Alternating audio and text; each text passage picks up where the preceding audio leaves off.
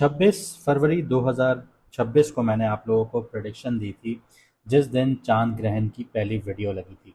और उस वीडियो में मैंने मार्स के ट्रांजिट के बारे में बात की थी और एक छोटी सी पिक्चर आपको मैंने दिखाई थी अंगारक दोष की। अंगारक दोष जब भी कुंडली में एक्टिव होता है तो जो हालात अभी गुजरे हैं, मैंने आपको ये 26 फरवरी को प्रेडिक्ट कर दिए थे। इस वीडियो का लिंक आपको डिस्क्रिप्शन में मिल जाएगा, आप ज़रूर देखिएगा। और इसी वीडियो के आखिर में आपको जेमिनाई एआई जो है उसके प्रूफ्स के साथ मिलेगा कि जितनी भी हमने प्रेडिक्शंस दी थी वो सारी एक्यूरेट गई अल्लाह ताला के फजलो करम से। हमारी कोई औकात नहीं है, हम सिर्फ पैटर्न्स देखते हैं, गैब का इल्म सिर्फ अल्लाह ताला को है। यहाँ पे अब बात आती है कि मार्स अब ट्रांजिट कर रहा है, यानी अंगारक दोष टूट रहा है। और 2 अप्रैल को मार्स ट्रांजिट करेगा पाइसिस में। और पाइसिस में पहले से बैठा हुआ है शनि यानी कि सैटर्न। इसके साथ साथ सन बैठा हुआ है और सन 18 डिग्रीज पर होगा जिस वक्त मार्स ट्रांजिट करेगा।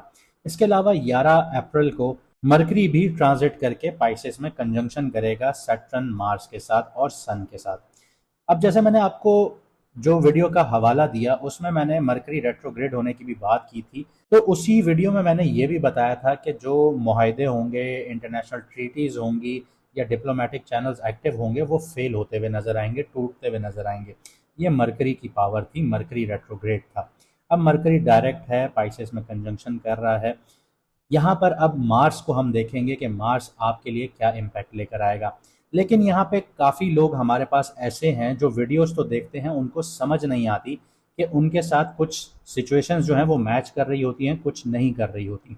तो उनको उनका मून साइन नहीं पता होता। और मून साइन अगर आपको आपका नहीं पता तो एस्ट्रोलॉजी में आप किसी की भी वीडियोस देखेंगे अपने सन साइन को एरीज काउंट करके, टॉरस काउंट करके, जेमिनाई काउंट करके या कोई भी, तो वो आपके ऊपर रीडिंग पूरी नहीं बैठेगी। तो पूरी रीडिंग समझने के लिए आपको लाजमी पता होना चाहिए कि आपका मून साइन क्या है। और आप किसी भी एस्ट्रोलॉजर की वीडियो देखें तो मून साइन से देखें, ताकि उससे आपको पता चले कि जो करंट हालात चल रहे हैं वो आपके लिए कितने सूटेबल हैं और कितने नेगेटिव हैं, और वही वीडियो आपके ऊपर 110% एक्यूरेट बैठेगी। इसके अलावा अगर आप लोग अपनी कुंडली का डिटेल एनालिसिस करवाना चाहते हैं, जैसे हमने प्रिडिक्शंस दी, इसी तरह से आप हासिल करना चाहते हैं कि आपको कौन सा करियर सूट करेगा, कहाँ पे आपको किस वक्त में आपको डीलिंग्स करनी चाहिए, नहीं करनी चाहिए, बिजनेस के लिए कौन से नाम रखने चाहिए, तो व्हाट्सएप का नंबर आपकी स्क्रीन पर आ रहा होगा, आप मैसेज करके अपना अपॉइंटमेंट बुक करवा सकते हैं। याद रहे कि अपॉइंटमेंट लिमिटेड होते हैं और हमारी फ़ीस अभी हमने डिस्काउंटेड रख दी है, तो जल्द से जल्द अपना अपॉइंटमेंट बुक करवाइए। आइए अब समझते हैं कि आपके बुर्ज पर, आपके ज़ोडिएक पर, आपकी राशि पर क्या इम्पैक्ट आने लगा है मार्स का। तो अगर आपका मून साइन जो है वो कैप्रिकॉन है, यानी कि मकर राशि है, यानी कि बुर्ज जद्दी है, तो मार्स जो ट्रांजिट कर रहा है वो आपके थर्ड हाउस में कर रहा है। तो आप लोग ऑफिशियली साढ़े साथी के फेज से निकल चुके हैं, अब हालात आपके लिए बदलना शुरू हो रहे हैं। लेकिन पिछले 2 महीने जो हैं वो थोड़े क्रिटिकल रहे, और अभी का जो अप्रैल का महीना भी है ये थोड़ा क्रिटिकल रहा। उसकी वजह आपका सैटर्न नहीं है, साढ़े साथी नहीं है, उसकी वजह जो प्लानिटरी कंजंक्शन है, जो कि एक पावरफुल स्टीलियम बना हुआ था जिसने काफ़ी चीज़ों को रोक दिया था, अंगारक दोष बना हुआ था, उससे पहले काल सर्प योग बना हुआ था। तो जो चीज़ों आप लोग पॉजिटिव वे में काम भी करने की कोशिश करें तो वो पॉजिटिव रिजल्ट्स नहीं दे रही थी। तो अब चीज़ें आप लोगों के हक में आना शुरू होंगी, लेकिन जैसे ही मार्च यहाँ से निकलेगा, यानी आप समझ लीजिए कि मिड अप्रैल के बाद आपके लिए चीज़ें बेहतर होना शुरू होंगी। तो यहाँ पे थर्ड हाउस में मार्स जो है वो आपकी कम्युनिकेशन, आपके छोटे मोटे ट्रैवलिंग, आपके सिबलिंग्स, आपकी लर्निंग, आपकी हिम्मत, आपके सेल्फ एक्सप्रेशन और नेटवर्किंग, इनमें बहुत बड़ी एक अचीवमेंट देने जा रहा है। लेकिन मार्स यहाँ पे आपके एक ये समझ लीजिए कि कम्युनिकेशन और नेटवर्किंग में एक एनर्जी और असर्टिवनेस हाई रखेगा आप लोगों के लिए। सिबलिंग्स हो गई या आपके कोलीग्स हो गए, इनके साथ माइनर कॉन्फ्लिक्ट्स देखने को मिल सकते हैं आप लोगों को, छोटे बहन भाइयों के साथ। शॉर्ट ट्रैवल्स हो गए या डेली टास्क हो गए, इसके लिए आप लोगों के अंदर भरपूर एनर्जी रहेगी, लेकिन चैलेंजेस भी देखने को मिलेंगे फिलहाल। यहाँ पे हिम्मत की कोई कमी नहीं होगी आपके अंदर, आपकी इनिशिएटिव जो एबिलिटीज़ होंगी वो बहुत हाई होंगी, लेकिन इमोशनल इम्पल्सिवनेस जो है वो आप लोगों ने अवॉइड करना है।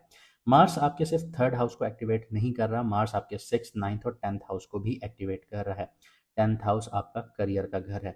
तो अब हम देखते हैं कि आपके करियर और काम पर कैसे इम्पैक्ट डालता है मार्स। तो कम्युनिकेशन और प्रोफेशनल इनिशिएटिव्स में आप लोगों को थोड़ा सा हाई प्रेशर फील हो सकता है।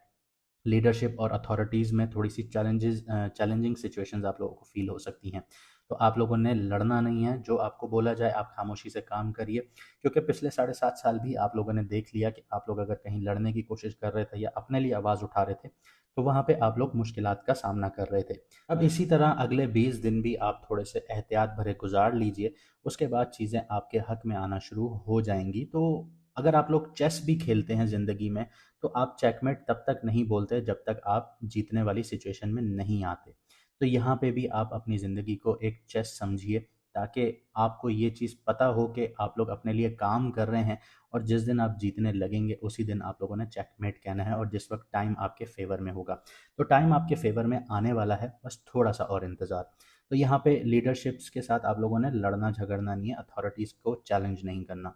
स्ट्रैटेजिक अप्रोच रखिए और सब्र के साथ आगे बढ़िए, ये थोड़ा क्रिटिकल जोन है। यहाँ पे फाइनेंस की बात करें तो सडन एक्सपेंसेस और इम्पल्सिव स्पेंडिंग्स जो हैं वो आप लोगों ने अभी फ़िलहाल अवॉइड करनी है। प्रोफेशनल प्रोजेक्ट्स या फिर आपके जो शॉर्ट टर्म गेन्स हैं उनमें थोड़ा सा रिस्क हाई होता है, तो यहाँ पे आपको बहुत एहतियात से अपने एक्सपेंसेस को मेंटेन करना है, बजटिंग करनी है। केयरफुल प्लानिंग रखिए और डिसिप्लिन अप्रोच के साथ आगे बढ़ें, तो आप लोगों के लिए फ़ायदे ही फ़ायदे आना शुरू हो जाएंगे। आगे बात करते हैं आपके रिलेशनशिप्स की, आपकी लव लाइफ की। तो आपके बहन भाई हो गए, नेबर्स हो गए या कोलीग्स हो गए, इनके साथ छोटे मोटे कॉन्फ्लिक्ट्स देखने को मिल सकते हैं, क्योंकि आप लोग मेंटली थोड़े से यहाँ पे अभी चैलेंजिंग जोन में हैं। इसके अलावा इमोशनल मिसअंडरस्टैंडिंग्स और इम्पल्सिव वर्ड्स, ये आप लोगों की ज़िंदगी में अभी फ़िलहाल टेंशन्स बढ़ा सकती हैं। तो आप लोगों ने बहुत एहतियात से अपने अल्फाजों का चुनाव करना है। अपने जो आपकी कम्युनिकेशन स्टाइल है उसमें बहुत आराम से धीमे लहजे में आपने अगले से बात करनी है, चाहे आपको कितना ही बुरा लगे। ज़रूरी नहीं है कि आपको अगले की बात बुरी लग रही है तो आप उसको एक मुक्का रसीद कर दें, ऐसा नहीं होता। जब आपको किसी की बात बुरी लग रही हो, आप उसको खामोशी से सुनिए और फिर आप उसको लॉजिक के साथ जवाब दीजिए। यहाँ पे जीत आपकी तभी होगी और आपको तभी आगे बढ़ता हुआ नज़र आएगा अपना आप, कि जब आप किसी को अपने इल्म से हराएं। तो यहाँ पे आपको ये चीज़ समझनी होगी। और इसके अलावा आप लोगों ने इमोशनली होके मिसअंडरस्टैंडिंग्स का शिकार नहीं होना, कि कोई आपको कुछ बात बता रहा है तो आपके एकदम से दिल पे लग गई कि अगले ने ये बात कर दी, और आप फ़ौरन से उन चीज़ों को मिसअंडरस्टैंडिंग्स की तरफ ले गए, हालांकि अगले का कुछ और मतलब हो बात करने का। तो आपको पूरी पिक्चर को क्लियरली समझना होगा। वो कहते हैं सिक्के के दोनों तरफ आपको देखना होगा, तो ये टाइम आपके लिए इस तरह से है। यहाँ पे आपको बहुत काम कम्युनिकेशन और सब्र के साथ आगे बढ़ना है। आपकी मैरिज की बात की जाए, पार्टनरशिप्स की बात की जाए, तो ईगो क्लैशेस और मिसअंडरस्टैंडिंग्स ये आपके रिश्ते में अभी फ़िलहाल पॉसिबल हैं। हो सकता है कि आप लोग गर्मा-गर्मी में अपना रिश्ता तोड़ भी सकते हैं, क्योंकि आप लोगों को डायरेक्ट और सीधी बात पसंद है। आप लोगों को घुमाना-फिराना बहुत ज़्यादा पसंद नहीं है।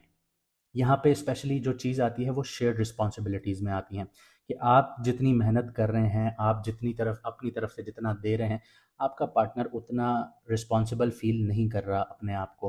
तो यहाँ पे आपको थोड़ा-सा फ़ील हो सकता है कि मेरा पार्टनर मेरे साथ सीरियस नहीं है, सिंसियर नहीं है। तो चीज़ें इस तरह नहीं होती, तो आपको थोड़ा समझना होगा, अपने पार्टनर के साथ बैठ के क्लियर कम्युनिकेशन करनी होगी। सब्र और कॉम्प्रोमाइज़ ये आपके जो रिलेशनशिप है इसमें स्टेबिलिटी मेंटेन कर सकता है।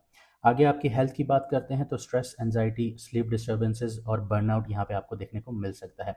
फिजिकल एनर्जी फ्लक्चुएट कर सकती है, बीपी, माइग्रेन से रिलेटेड इश्यूज़ या ब्लड से रिलेटेड इश्यूज़ आ सकते हैं। तो बहुत एहतियात से आप लोगों ने इस टाइम पीरियड को गुजारना है, क्योंकि मार्स की जो फोर्थ एस्पेक्ट है वो आपके सिक्स्थ हाउस पर है, जो कि हेल्थ का घर है। और इस टाइम पीरियड में लीगैलिटीज़ भी आ सकती हैं, क्योंकि जो आपका थर्ड हाउस है वो आपके अंदर हिम्मत तो बहुत भरपूर भर रहा है, और लड़ाई झगड़ा करते हुए कोई चीज़ आपको लीगल एक्शंस की तरफ भी लेके जा सकती है। तो बहुत एहतियात से, बहुत अपने काम तरीके से इस टाइम पीरियड को गुजारिएगा। इसके अलावा जो फिजिकल एनर्जी है वो भी यहाँ पे फ्लक्चुएट करती है, तो मेडिटेशंस कीजिए, लाइट एक्सरसाइजेस कीजिए, जर्नलिंग कीजिए, ग्राउंडिंग प्रैक्टिसेस कीजिए, ये आपके लिए हेल्पफुल है। फिर से आपको कुछ प्रैक्टिकल स्टेप्स बता देता हूँ। एक तो स्ट्रक्चर्ड प्लानिंग रखिए, डेली टास्क हो गए, शॉर्ट ट्रैवल्स हो गए, प्रोफेशनल इनिशिएटिव्स हो गए, इनमें step by step approach adopt कीजिए। रैश डिसीजंस जितने भी हैं उनको अवॉइड कीजिए, जल्दबाजी के डिसीजंस नहीं लेने आप लोगों ने। ईगो और इमोशनल जो कंट्रोल है, सॉरी, उसको अपने मेंटेन रखना है। माइनर कॉन्फ्लिक्ट्स हों या इम्पल्सिव रिएक्शंस हों, इनसे आप लोगों ने हमेशा बच के रहना है। सब्र रखिए, चीज़ों को असेस कीजिए, फिर एक्शन लीजिए। कम्युनिकेशन में क्लैरिटी रखिए। कोलीग्स हो गए, आपके बहन भाई हो गए, फैमिली के साथ हो गए, इनमें डायरेक्ट और सिंपल कम्युनिकेशन मेंटेन कीजिए। कोई ज़रूरत नहीं है कि आप इधर उधर की कर रहे हो। बस आराम से सिंपल बात कीजिए, चीज़ें यहाँ पे क्लियर होना शुरू हो जाएंगी। अपनी एनर्जी को भी मेंटेन करना है, क्योंकि एनर्जी मैनेजमेंट इस टाइम पीरियड में बहुत क्रूशल है, क्योंकि मार्स जो है वो हाईली एनर्जेटिक प्लैनेट है। तो मेडिटेशन, जर्नलिंग, लाइट एक्सरसाइजेस, ये रेस्टलेस मार्स की जो एनर्जी है उसको पॉजिटिव वे में चैनलाइज करता है और आपके लिए फेवर में काम करने पर उसको मजबूर कर देता है। तो अगर आप यहाँ तक आ गए हैं तो वीडियो को लाइक शेयर ज़रूर कीजिएगा, कमेंट सेक्शन में अपनी राय ज़रूर बताइएगा। और अगर आप लोग हमारा लाइव सेशन ज्वाइन करना चाहेंगे तो उसके लिए आप लोग सब्सक्राइब और बेल आइकॉन ज़रूर दबाइए, ताकि जिस वक्त हम लाइव आएँ तो आपको नोटिफिकेशन मिल जाए और आप हमारे साथ लाइव में जुड़ सकें। मुझे दीजिए यहाँ से इजाज़त, मिलते हैं अगली वीडियो में सितारों के सफ़र पर।